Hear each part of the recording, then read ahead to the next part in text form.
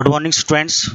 Here we are on platform of Global Academy, and we are here with the classes of Air Force, X, Navy, AASR और NDA की हम यहाँ पर physics की बात करने वाले। फिजिक्स में आज की जो क्लासेस रहेगी वो बहुत ही शॉर्ट में हम रखेंगे और टॉपिक हम जो लेते हैं वो टॉपिक है आपका लाइट। तो लाइट के बारे में हम कुछ बेसिक चीजें आज हम पढ़ेंगे। उससे पहले हम लेते हैं कि लाइट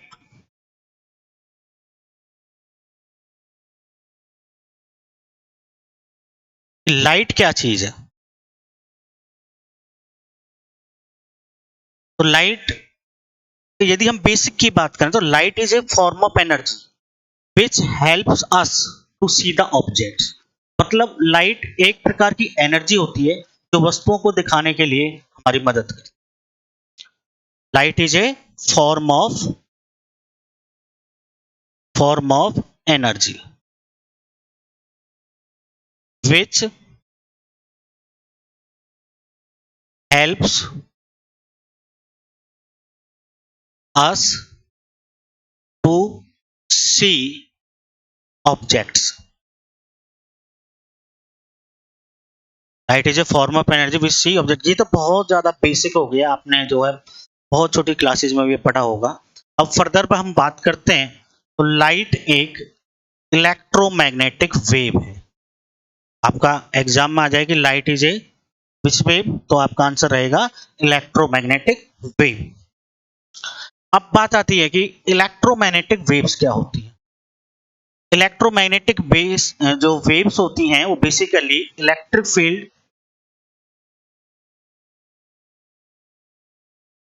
इलेक्ट्रिक फील्ड और मैग्नेटिक फील्ड एक कॉम्बिनेशन से प्रोड्यूस होती है। इलेक्ट्रिक फील्ड, मैग्नेटिक फील्ड और थर्ड होता है बेटा propagation of wave. Propagation of wave. Propagation of wave का मतलब है कि जिस डायरेक्शन में वेव आपकी ट्रेवल करे वो है प्रोपागेशन ऑफ वेव।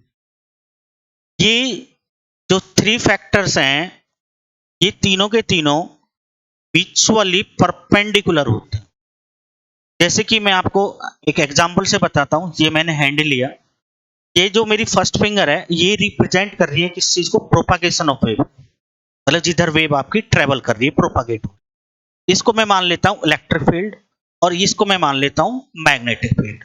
तो अब आप ये तीनों देख लीजिए, तीनों एक दूसरे के क्या है, म्यूचुअली परपेंडिकुलर है। इनके बीच में 90 डिग्री, इनके बीच में 90 डिग्री।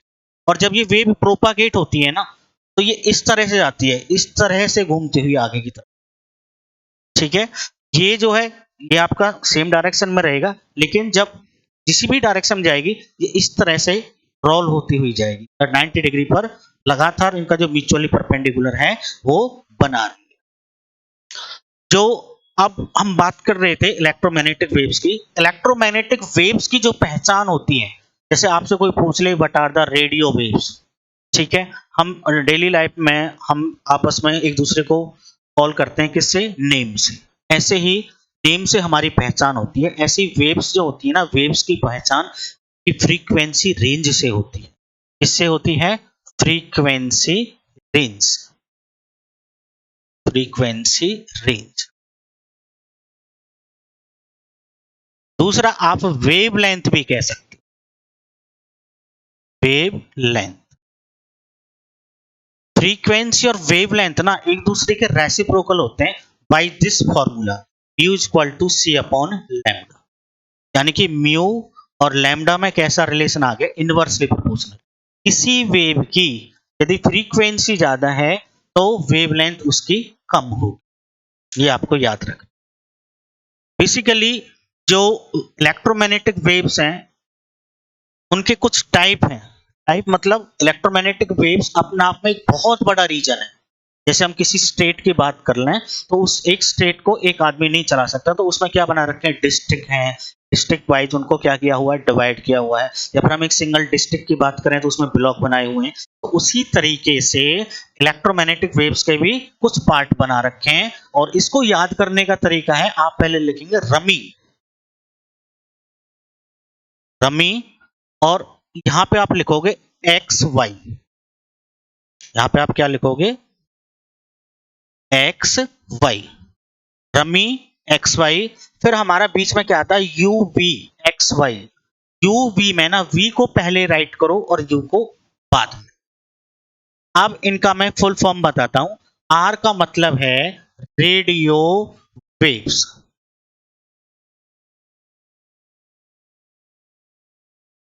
एम का मतलब है माइक्रोवेव्स, आई का मीनिंग है infrared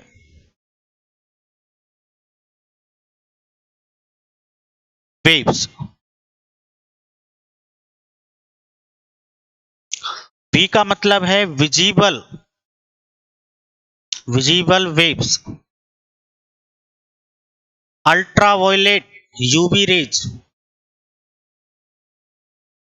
x rays, gamma raise.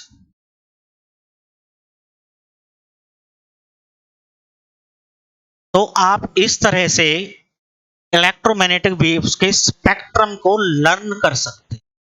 ये क्या है, इलेक्ट्रोमैग्नेटिक स्पेक्ट्रम है। यहां पर इलेक्ट्रोमैग्नेटिक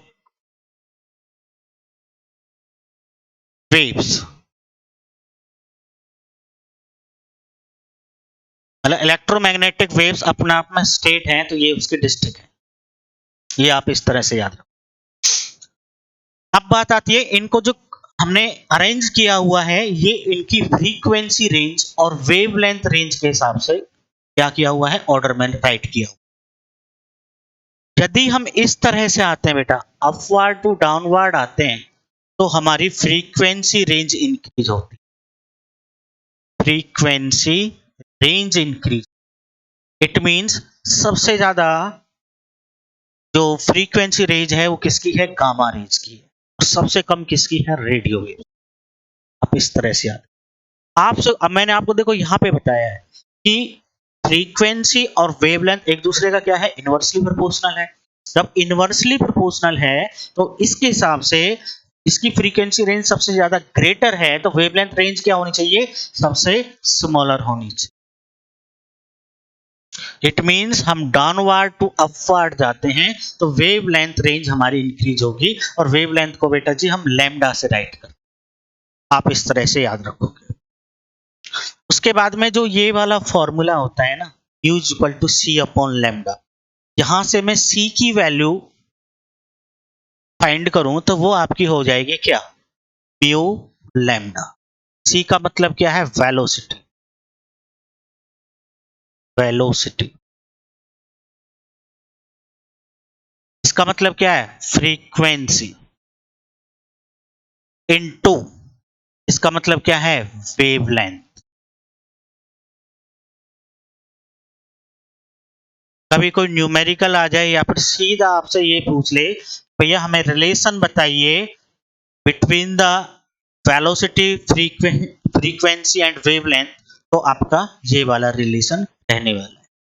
अब तक आपको समझ आया हो। अब मैंने स्टार्टिंग में आपको लाइट बताया था, लाइट, लाइट के बाद में ईएम वेव्स, लाइट एक ईएम वेव्स होती है, ईएम वेव्स की जो फुल फॉर्म है वो इलेक्ट्रोमैग्नेटिक वेव्स है। उसके बाद में बता दें कि अभी आपको ज्यादा मैं डिटेल में नहीं लेके गया हूं, बस मैं आपको बताया E electric field, M magnetic field, waves मतलब जिस डायरेक्शन में प्रोपागेट होंगी। तो ये जो तीनों होते हैं एक दूसरे के म्यूचुअली परपेंडिकुलर होते हैं। उसके बाद में थोड़ा सा जो इलेक्ट्रोमैग्नेटिक वेव्स हैं उसके क्लासिफिकेशन बताया, मतलब कितने पार्ट्स होते हैं, बेसिकली किस किस में डिवाइड कर रखा है, ओरिजिन बताया है, फ्रीक्वेंसी रेंज और वेवलेंथ। और यहाँ एक छोटा सा रिलेशन है कि velocity is equal to frequency into wavelength. Next, light की हम बात कर रहे थे। तो लाइट, बहुत सारी लाइट हमारे अराउंड अस है, लेकिन मैं सनलाइट की बात करूं सनलाइट एक वाइट लाइट,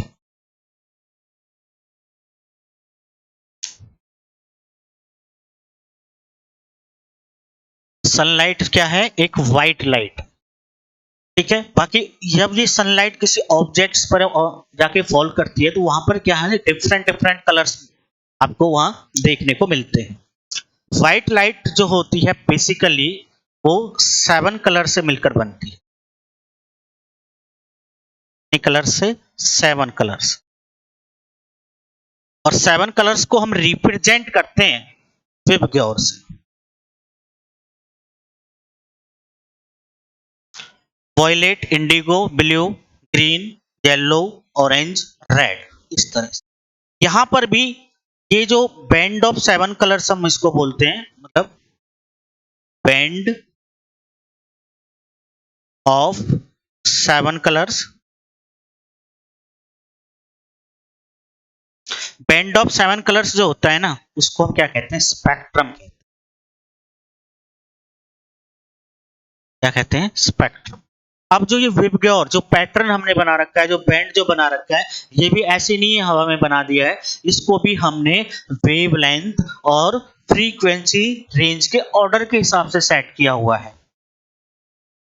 हमारा देखो विबग्योर जब हम राइट करते हैं तो आर आपका सबसे लास्ट में आता है और ये आपका वॉयलेट सबसे आगे, तो आपको याद रखना है lambda red, it means wavelength of red colour सबसे ज्यादा ग्रेटर होती है और वेवलेंथ ऑफ वॉयलेट कलर सबसे ज्यादा, सबसे कम होती है, सॉरी। सबसे ज्यादा ग्रेटर किसकी होती है, रेड की, और स्मॉल किसकी होती है, violet colour.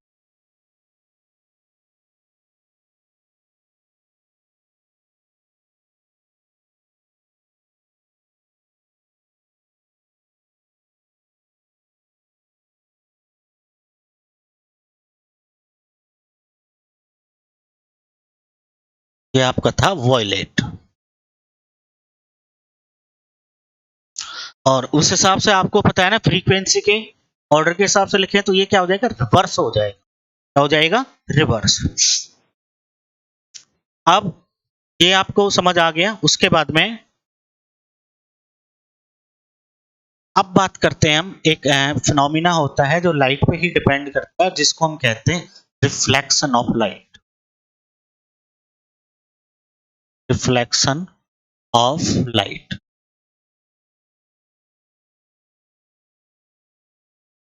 Reflection of light क्या होता है, रिफ्लेक्शन ऑफ लाइट में सबसे पहले हमें इसके बारे में पता होना चाहिए। ये जो मैं अभी यहाँ पे ड्रॉ कर रहा हूं, ये एक मिरर है, मिरर। मिरर हम डेली लाइफ में डेली यूज करते हैं। मिरर जैसे कि मिरर हम यहाँ पे ले लेते हैं प्लेन मिरर, तो प्लेन मिरर हम घर पे यूज करते हैं। प्लेन मिरर क्या होता है, एक प्लेन सरफेस होती है जिसकी वन साइड क्या होती है, रिफ्लेक्टिंग सरफेस होती है, और अदर साइड क्या होती है, पॉलिश्ड सरफेस होती है।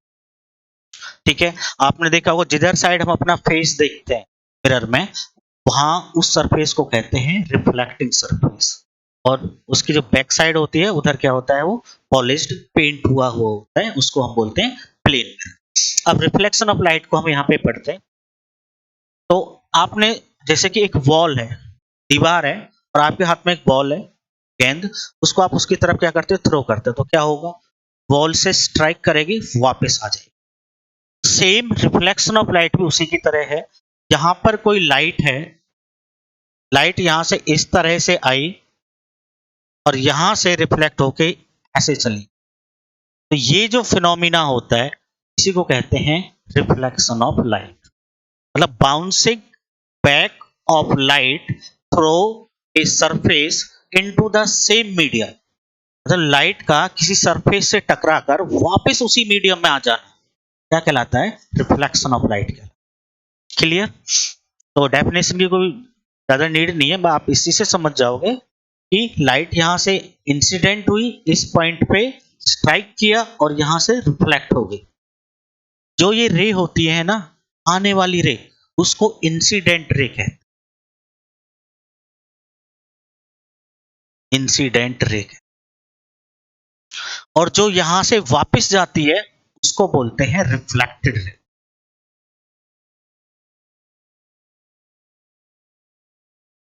और जिस पॉइंट पे स्ट्राइक करती है ना, उस पॉइंट पे आप एक नॉर्मल ड्रॉ कर देते। नॉर्मल नॉर्मल हमेशा 90 डिग्री पे ड्रॉ करना। इसके साथ ड्रॉ किया है नॉर्मल हमने प्लेन मिरर के साथ। अब यहाँ पे एक एंगल, कुछ ना कुछ तो एंगल होगा, उस एंगल को हम आई कंसीडर करते हैं। और जो ये वाला एंगल होगा, ये एंगल को आर हम कंसीडर करते हैं। जो एंगल आई है उसको कहते हैं एंगल ऑफ इंसिडेंस।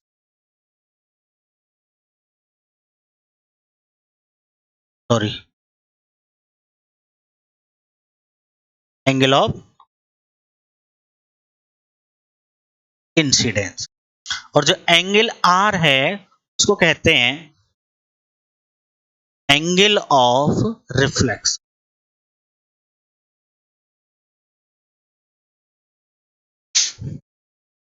आप हमारे घरों में विंडो लगी होती है, ट्रांसपेरेंट ग्लास होता है, उसमें हमें क्या होता है, आर पार दिखाई देता है। ठीक है, तो वहां पे क्या हो रहा है, रिफ्रैक्शन ऑफ लाइट है, वहां रिफ्लेक्शन ऑफ लाइट नहीं है। लेकिन आप क्या करते हो, उस ग्लास के पीछे अपना हाथ लगाओ या फिर कोई बॉडी रख देते हैं, तो हम उसमें फिर अपना फेस देख सकते हैं।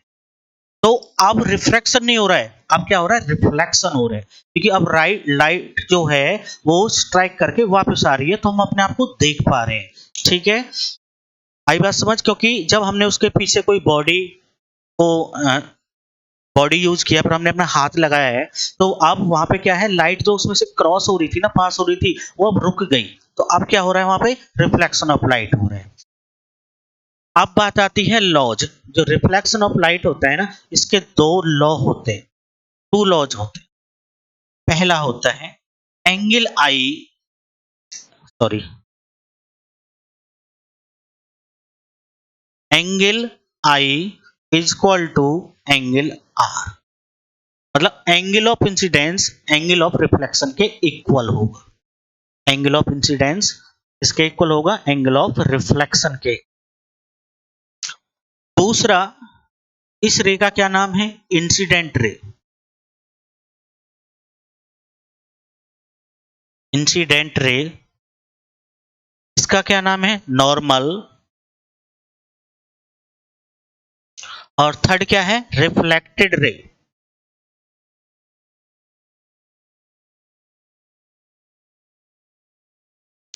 All lie in same plane.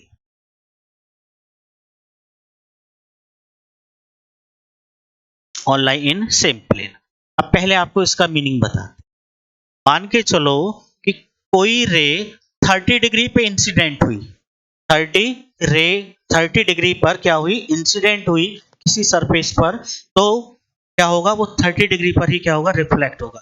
आपने ये जो है ना प्रैक्टिकल करके देखा होगा डेली लाइफ में। आपके हाथ में कोई बॉल है और आप उसको दीवार की तरफ क्या करते, थ्रो करते, तो आपने देखा है जब उसको स्ट्रेट थ्रो करते तो स्ट्रेट ही वापस आती है।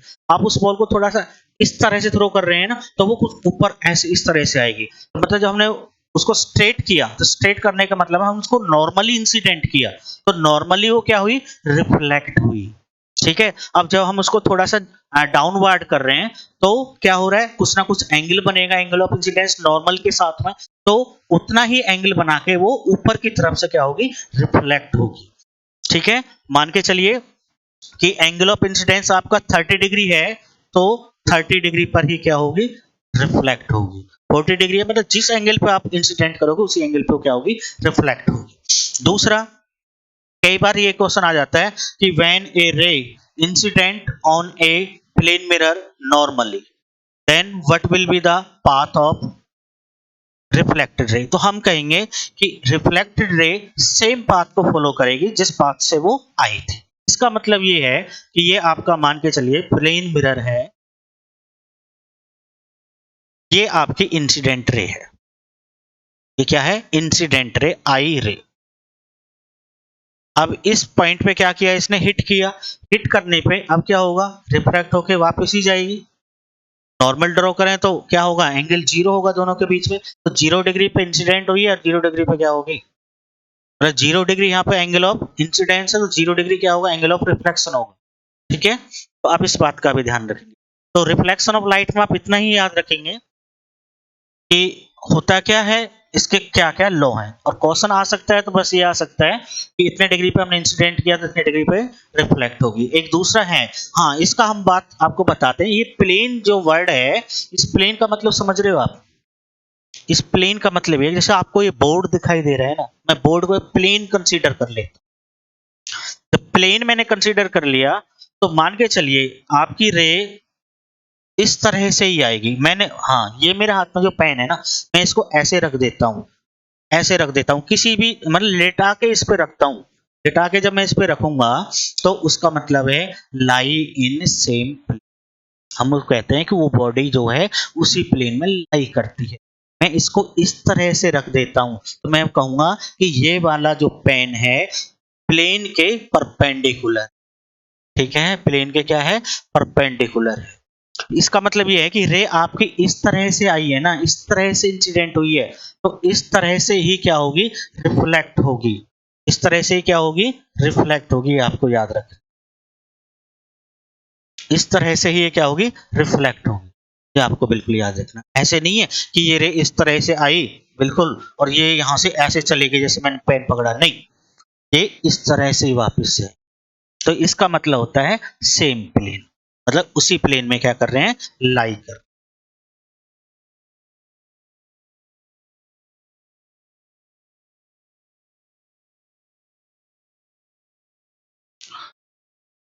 इसके बाद में हम बात करते हैं प्लेन मिरर की।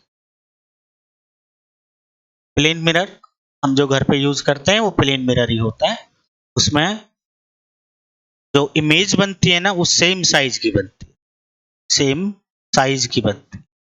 मतलब ऐसा नहीं होता कि हमारे हम या उसमें ज्यादा बड़े दिखाई दे रहे हैं और छोटे दिखाई दे रहे हैं, नहीं, सेम साइज की इमेज बनती है। आपने ये बात नोटिस की होगी, यदि प्लेन मिरर के आप जाके नजदीक खड़े होंगे ना, इमेज भी उसमें नजदीक ही बनेगी, दूर खड़े होंगे तो दूर खड़ी हो, दूर बनेगी। लिटरली इन्वर्टेड बनती है। लिटरली इन्वर्टेड, इन्वर्टेड का मतलब ये है कि आपके राइट साइड लेफ्ट साइड में दिखाई देगी और लेफ्ट साइड राइट साइड में दिखाई देगी। तो ये प्लेन मिरर की कुछ करेक्ट सेम साइज में बनेगी, सेम डिस्टेंस पे बनेगी।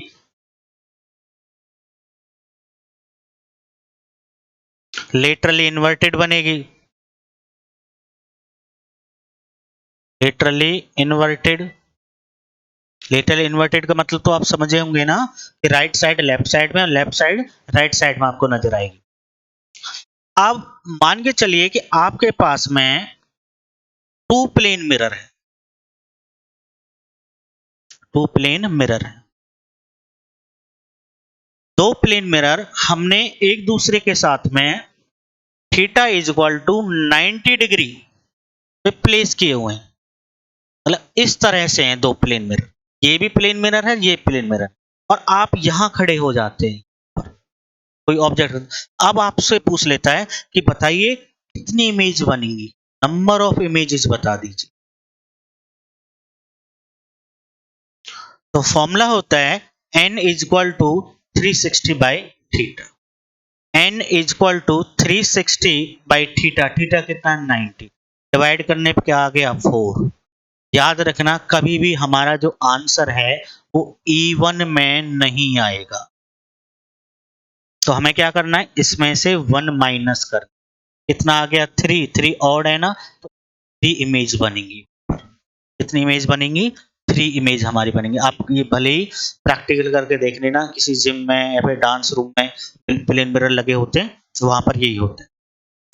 सेकंड हम मान लेते हैं जैसे थीटा इज इक्वल टू आपका 40 डिग्री है, तो 40 डिग्री पे हमने इस तरह से प्लेस किए हुए हैं, उन दोनों के बीच का एंगल कितना बन रहा है, 40 डिग्री बन रहा है। तो आप देखते हैं n is equal to 360 by theta, यानी कि 40, डिवाइड किया, क्या आ गया, 9। 9 क्या है, ऑड, तो नंबर ऑफ इमेजेस कितने होंगी, 9 इमेजेस वहां पे बनेंगी। ये आपको याद रखना। इट मीन्स जनरल फॉर्मूला आप बना सकते हैं हम इसका, n is equal to 360 by theta. ये आपको कब यूज करना है, जब हमारा क्या आया है, ऑड, हमारा डिवाइड करने पे क्या आता है, ऑड आता है। और n is equal to 360 by theta -1 कब यूज करना है आपको? जब आप इवन बना। उम्मीद है आपको समझ आ रहा होगा। आज की क्लास जो है हम बहुत ही छोटी रखने वाले थे, बाकी नेक्स्ट क्लास में आपको बहुत डिटेल में पढ़ेंगे। Thank you.